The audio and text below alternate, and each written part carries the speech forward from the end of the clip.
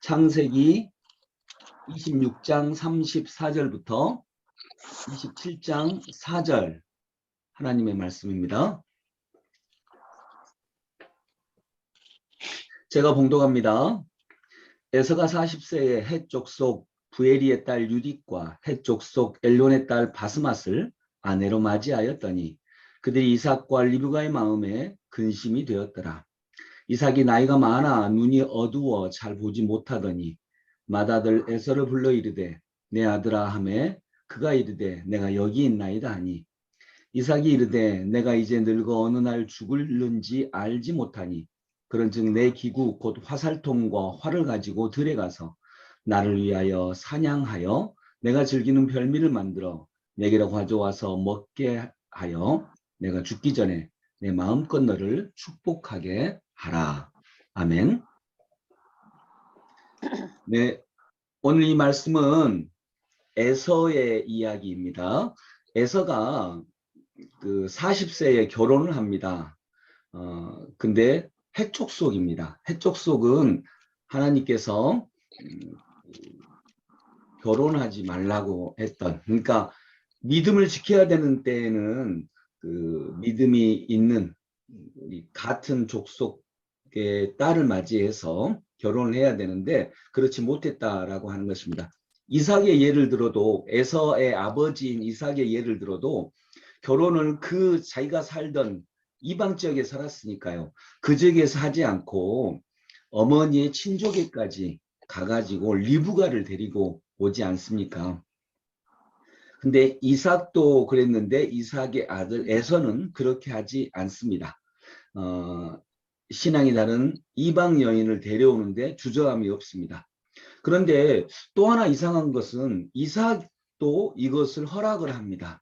이삭이 여기에서 근심했다라고 하는 구절이 물론 이제 에서를 통해서 근심했다라고 하는 구절이 있기는 하지만 오늘 본문 말고요. 다른 성경에 있기는 하지만 말리지 않고 또 내가 너를 축복하겠다라고 하는 구절, 이 구절이 여기에 있습니다. 그러니까 그렇게 크게 반대하지 않았다라고 하는 것도 우리가 여기서 알 수 있습니다. 결혼의 소중함 이런 부분들을 이삭 자기 자신은 리브가를 맞이하기 위해서 그렇게 오랫동안 기다렸고 또 믿음이 같은 리브가를 통해서 가정을 이뤘는데 그 부분을 이제 자녀들의 세대에는 놓치고 있다라고 하는 것을 보게 되는 것입니다. 그것이 나중에 결국 근심거리가 됩니다. 35절에 그들이 이삭과 리브가의 마음에 근심이 되었더라 이렇게 말씀하고 있잖아요. 근심이 되었는데 크게 말리지 못했다라고 하는 것을 여기서 알 수가 있습니다. 여러분 이것이 이제 에서가 장자의 권리를 소홀히 여겼다라고 경홀히 여겼다라고 하는 성경의 말씀처럼 정말 지켜야 될 것들을 오히려 세상적으로는 이게 별로 중요하지 않는 것 같은데 지켜야 될 것들을 온전히 지키지 못했다라고 하는 것을 알 수 있겠습니다. 여러분 그 예를 들 수 있는 게 하나 삼손의 이야기가 있습니다.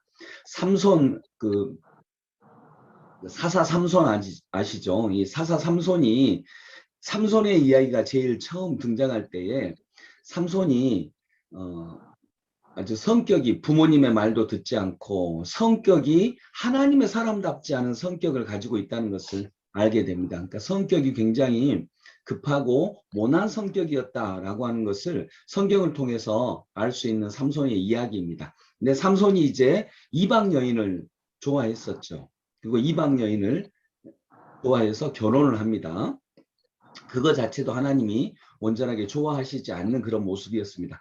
그래서 이방 여인을 좋아해서 결혼을 하고 이제 근데 그 결혼 자리에서 조금 그 지역 사람들과 언쟁이 있었고 그 지역 사람들과 언쟁이 있은 다음에 그 좀 난동을 부리고 삼손이 가버립니다.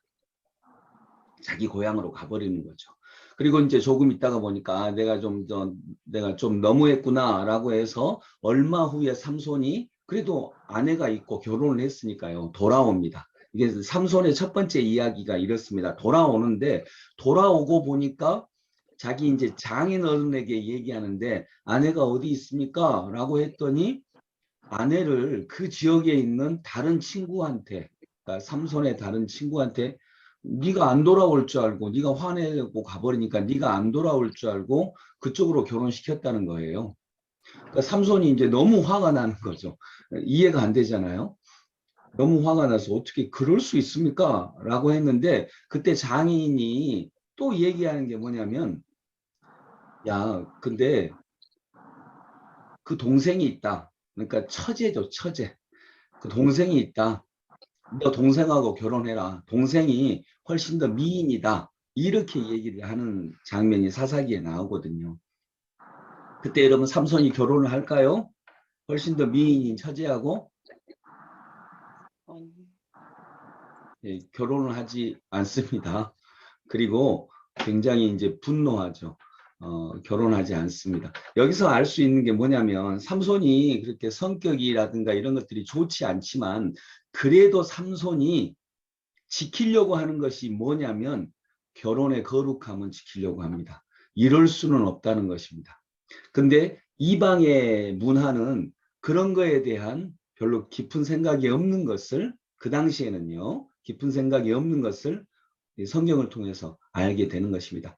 아무리 삼손이 하나님의 사람답지 않은 성격과 그런 것들을 가졌다 할지라도 그래도 삼손이 인정하는 것은 하나님께서 세워놓으신 결혼의 거룩함.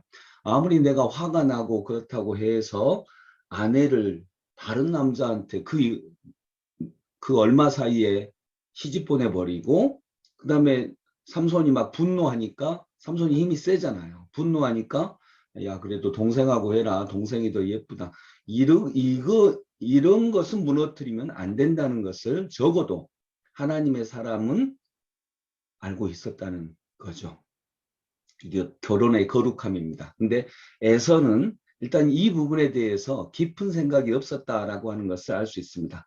왜냐하면 부모님의 근심이 되었다라고 분명히 얘기를 하고 있기 때문입니다. 그런데 야곱은 이에 비해서 이걸 지켰거든요.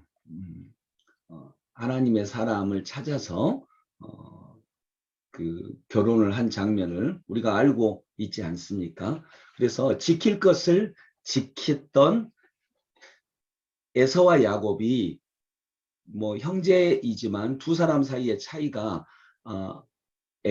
에서는 장자권을 경홀히 여겼다. 이 말씀이 하나님이 그래도 지켜야 될 것들을 지켜야 하지 않겠느냐라고 한 이 최후의 하나님의 말씀들을 야곱은 그래도 지키려고 했었고 에서는 그것을 경홀히 여겼다라고 하는 것을 알 수가 있습니다. 여러분, 우리도 마찬가지입니다.